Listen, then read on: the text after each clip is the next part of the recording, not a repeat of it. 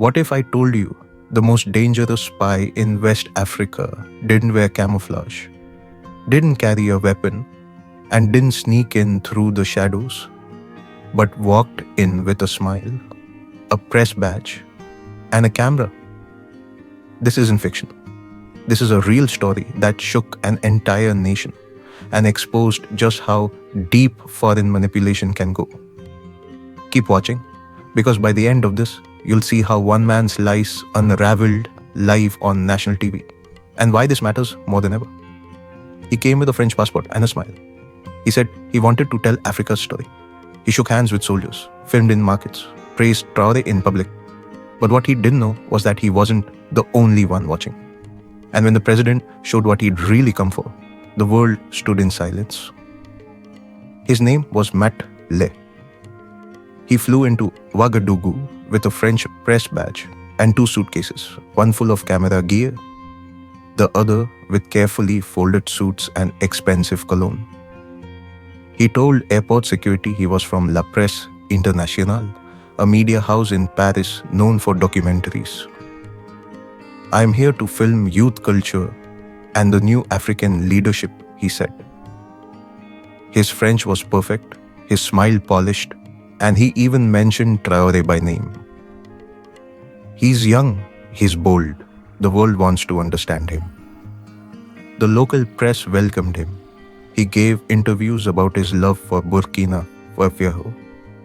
He walked through open-air markets with a camera crew, joking with fruit sellers.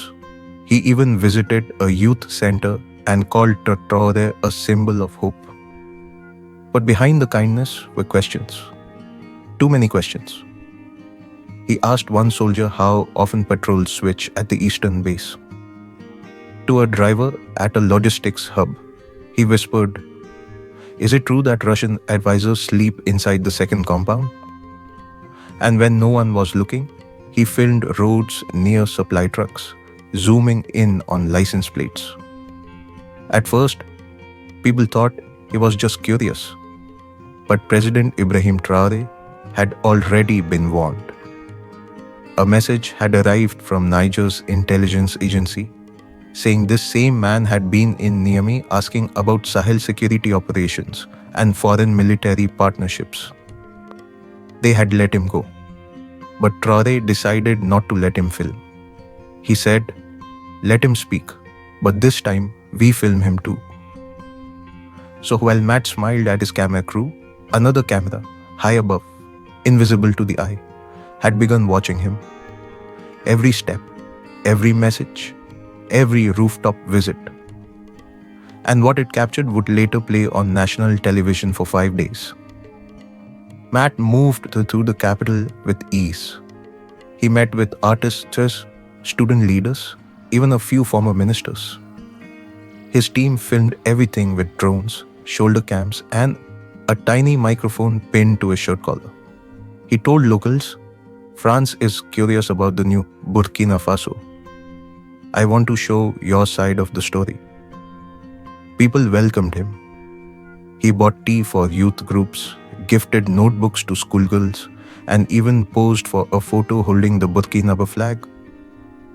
But behind his back, his footage was already being reviewed, not by his team, but by President Ibrahim Traoré's cyber intelligence unit.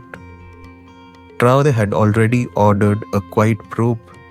His team cloned Matt's devices at a hotel while he was out filming.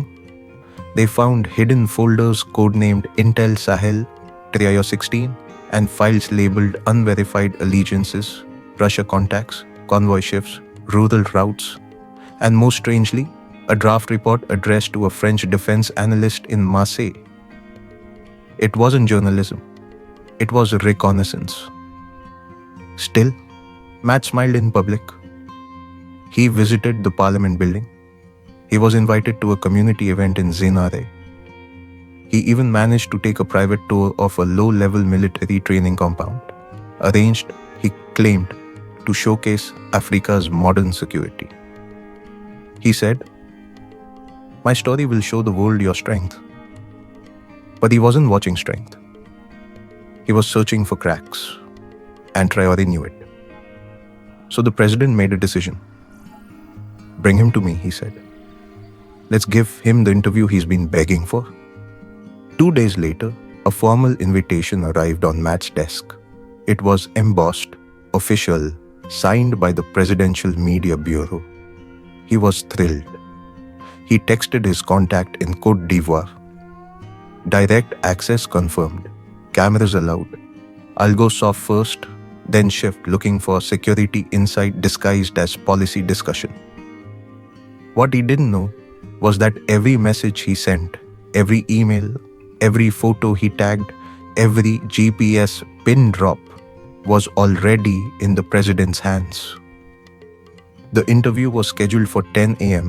inside the Presidential Strategy Wing, a space normally reserved for internal planning, not media. When Matt arrived, everything looked normal. Cameras in place, table clean, water poured, even soft music playing in the background. He shook hands with Traoré. Mr. President, thank you for trusting me. Traoré smiled, warm, relaxed. It's good to meet someone so interested in Africa's story, he replied. Matt sat down, confident. He adjusted his mic, flipped open his notebook. Let's begin, he said. But the moment he asked his first question, Traoré leaned forward and said, Before we begin, I have one question too. Matt paused. Of course. Traoré slid a black tablet across the table. On it, a paused video. Why were you on your hotel roof at 2:12 a.m. with this device in your hand? He tapped play. What Matt saw next was a drone feed of himself pointing a directional antenna toward a military convoy 5 kilometers away. His face turned pale, his throat tight. And in that moment, the interview was over. The trap had snapped shut. Matt's hands shook, his lips moved, but no words came out. He sat frozen in his chair, watching himself on screen, holding a long-range antenna on a hotel rooftop, aiming it toward a Burkina Faso military convoy. The room was silent. President Ibrahim Traoré didn't shout. He didn't accuse. He simply asked, Was this part of your documentary? Matt looked up. That's not what it seems. Traoré nodded calmly. I agree. It's not what it seems. It's exactly what it is. Then he turned toward the cameras in the room. Let's continue. The screen behind them changed again. Now it showed security footage from Matt's hotel lobby, timestamped and verified.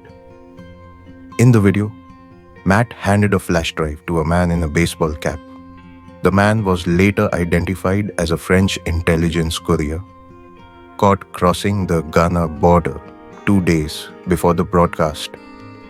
Then came the emails, encrypted messages recovered from Matt's second phone, sent to a hidden server in Marseille, France.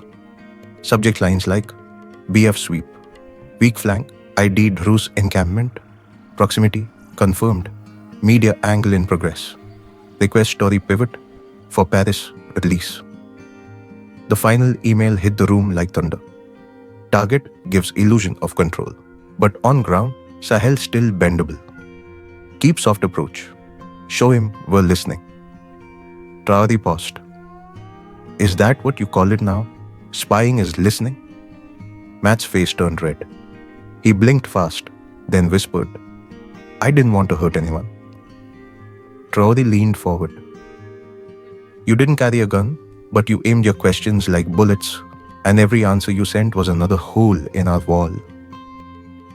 Across Burkina Faso, the interview, now a public interrogation, was already being broadcast live. In classrooms, in markets, even in army barracks. And what people saw was not a president losing control.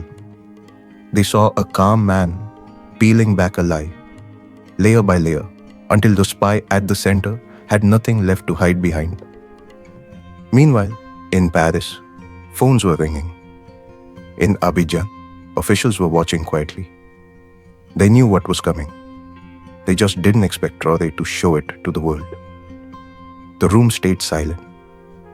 Matler stared at the drone footage of himself on the rooftop at 2:12 a.m., pointing a device toward a restricted military zone. His face was frozen, his breath shallow. He looked like a man who had just realized his game was over. But Traoré wasn't finished. The president tapped the screen again. This time, a series of text messages appeared from an ML France plus 225, Côte d'Ivoire. Number: AR encrypted convoy movements confirmed. Military East base lacks full cover. Uploading to Marseille, note tonight. Use this doc for coordination with Paris office. Burkina falling into Russian access faster than projected. The number had been traced to Abidjan, the economic capital of Côte d'Ivoire, where Matt had spent 2 months working on a documentary project before entering Burkina Faso. But he hadn't been filming in Abidjan. He had been briefed there in a French intelligence unit. Matt received his orders: map logistics, measure troop morale, assess Russian presence, disguise the entire mission as journalism. Traoré turned to the cameras, still recording. This man claimed he came to understand Africa, but from his hotel in Abidjan, he was already sending our troop data to people who never once stepped on our soil. That is not journalism, that is espionage. One of the president's aides placed a folder on the desk. Inside, a digital photo of Matt standing beside a French official in Abidjan, a guest pass registered to a policy seminar hosted by a European military think tank, and travel logs showing trips to Dar and Ouagadougou within 36 hours, using alternate routes to avoid detection. Traoré opened the folder and looked directly at the man in front of him. You smiled in our markets, you praised our youth, you asked us for trust, but all along, you were feeding our coordinates to people who would use them to control, not protect. Matt whispered, I was only doing my job. Traoré replied, so am I. He stood up and looked into the lens of the main camera, the one still live streaming to Burkina national TV. Let this moment be clear to every nation watching. Africa is no longer the ground for games, and Burkina Faso is not a file to be studied in Paris. Outside the room, crowds had already begun to gather. Word had spread. A foreign journalist has been exposed by Traoré himself. Chants echoed through the streets. We are not your target practice. Burkina sees you now. And inside that conference room, Matler sat in silence. The man who came to interview the president, now being interrogated by the truth.